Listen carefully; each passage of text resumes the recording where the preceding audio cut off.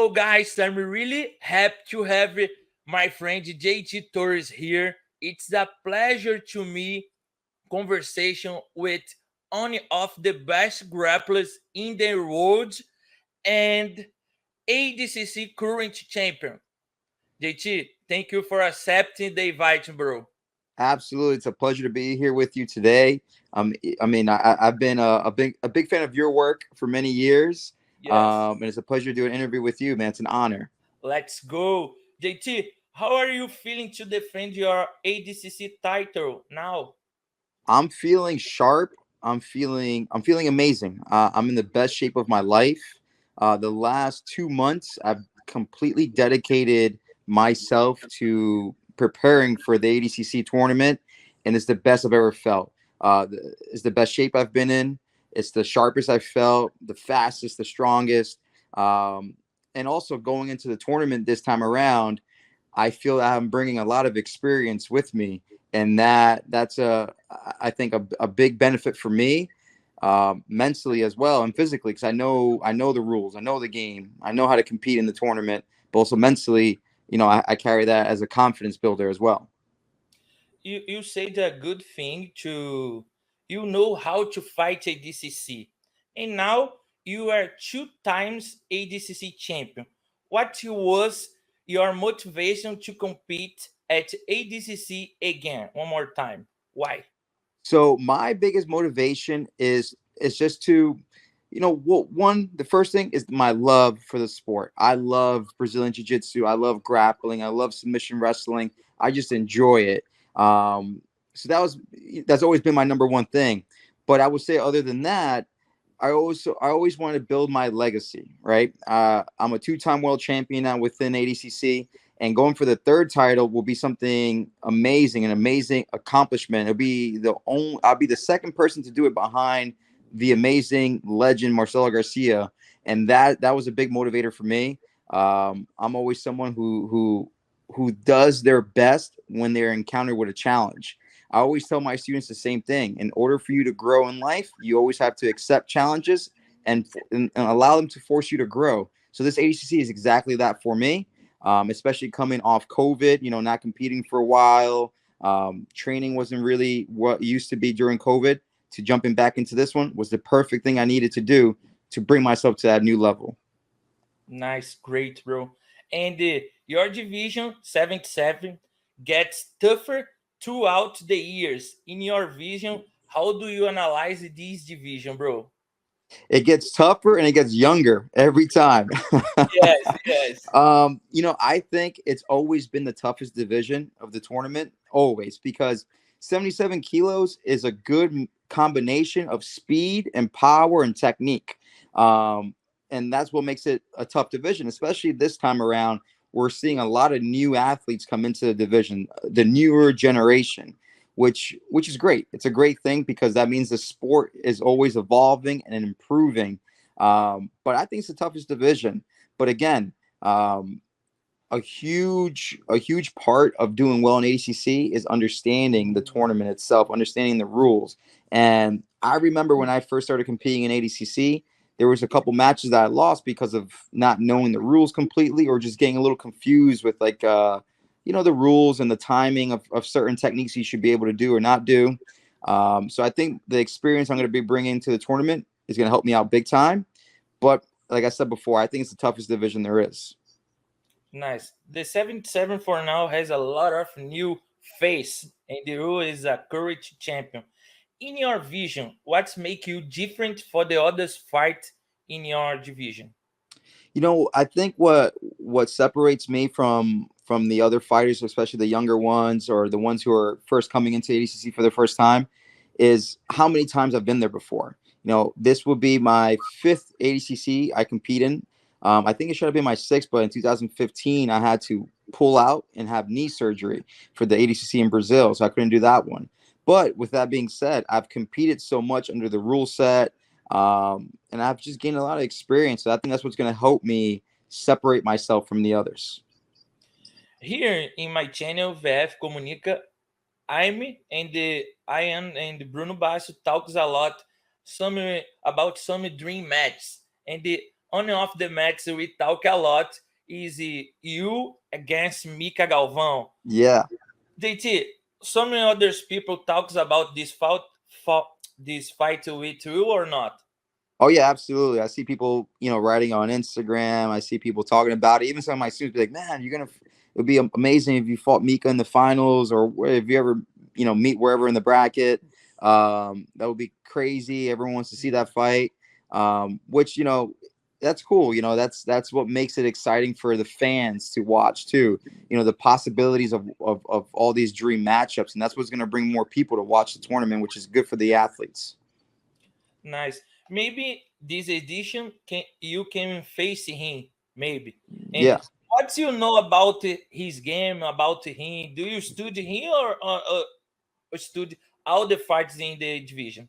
So usually what I like to do, I have a good idea of what everyone is good at, right? What's their main thing, their main attacks, and what they prefer to do. So I have watched Mika along with all the other competitors in the division. But one thing I try to do now is not focus on one person.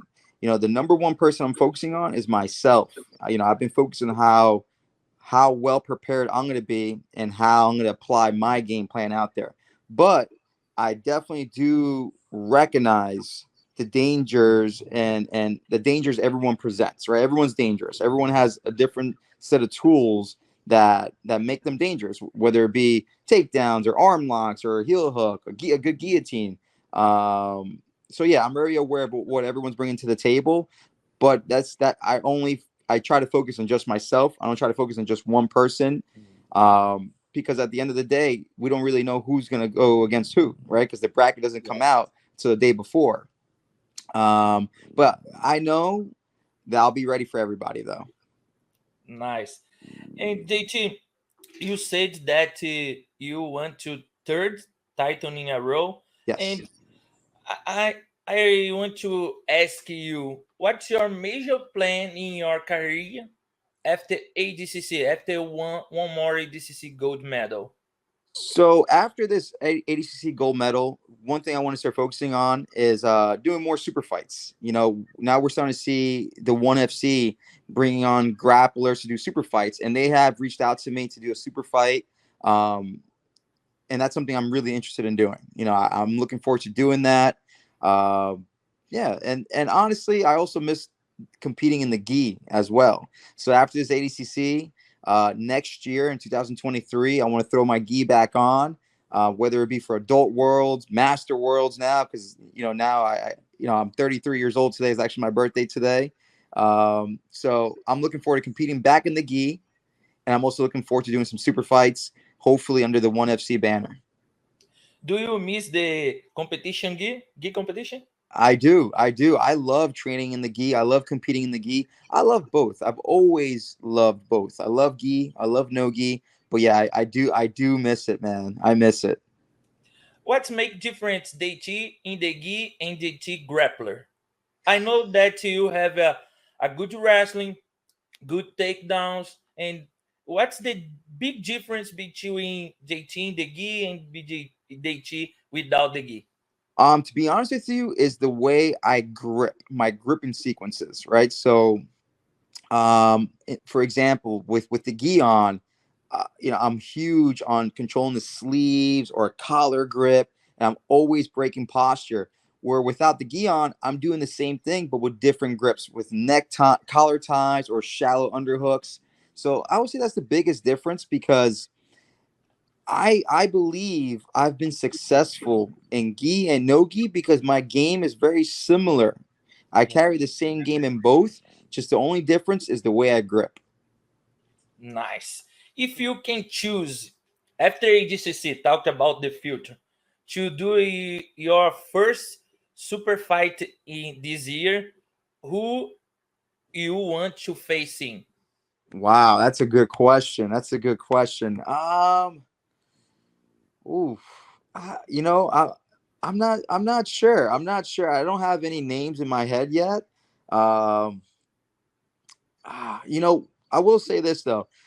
there's always been one super fight I would love to have. It's a rematch. I would love to have a rematch with Kron Gracie one day. Maybe that can be something that can be done. I'm not sure, but I guess if that was like a dream super fight, that'll be one I would like to do. Nice. Maybe face again Lucas Lepre. Yeah, that's another possibility too. You know, Lucas Lepre is another legend. He's someone that I've competed against so many times. But he's one of the best in the world, right? So I will love, I will love to do that again, 100%. You fought with Lucas Lepre a lot of times, huh? And A I lot. saw one fight that you came to Brazil to fight. Yeah, How was the experience to fight here in Brazil? amazing, amazing. I remember, I think it was 2010. I went to fight the Brasileiros, and they were Yes. still in Tijuca. And I remember I went to the Tijuca Tennis Club where the Worlds used to be, and I remember I fought the Brasileiros. I made it all the way to the finals, and I was in the finals with Durinho. And the whole crowd went in one corner where the finals were, and they were banging the Yes. barricade, don't. And people had drums. And I remember when I was like a blue belt, I used to watch all the matches from the World Championships when they were in Brazil, like when Roger Gracie fought Jacare, where he broke the arm, right? Where people were banging the barricades, in the Tijuca Tennis Club. And I remember when I was in the finals, I was like, oh my God, this is like what I used to watch when I was a blue belt, white belt, purple belt. Is amazing. So the experience was amazing, amazing, man. The energy is crazy in Brazil in the competitions. And I mean, obviously, I love Brazil. I've been to Brazil so many times. It's funny because when I go there, people can't believe I'm not Brazilian. They're like, "You Brazilian?" I'm like, "No, man, I'm from New York." You're not Brazilian? And JT, keep talking about the ADCC. Has a possibility to see you in the absolute or not chance? Yes, there is a possibility. Absolutely. I'm not 100% sure if I'm going to do it or not yet. You know, of course, you know, God willing, I'm healthy after my division and everything goes well. You guys could possibly see me in the absolute. It's a good news. It's a yes, yes. I can't wait.